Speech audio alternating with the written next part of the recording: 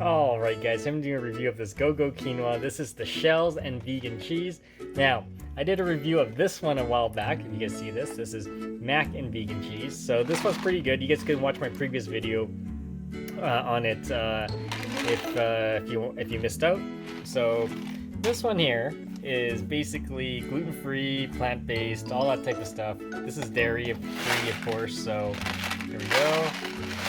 And check that out. If you see the back there, there's the ingredients. So basically it's got shell, rice, and quinoas, base and yeast, pink salt, brown rice, xanthan gum, garlic powder. So as you can see, dairy-free. Let me check. Now this is the mac and cheese one.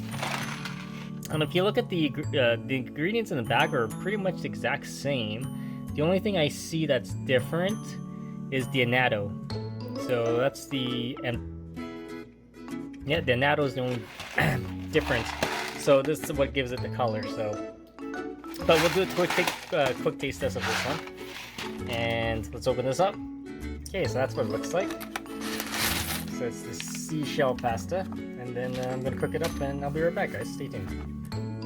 Alright guys, here it is, the seashells all done. We're gonna do a quick taste test. There we go.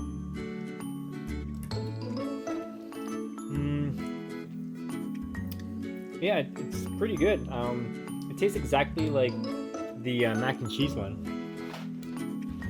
This one actually tastes like exactly the same. It just has seashells, and the color is just white instead of orange. So definitely check it out. It is one of the better vegan mac and cheese that I've tried.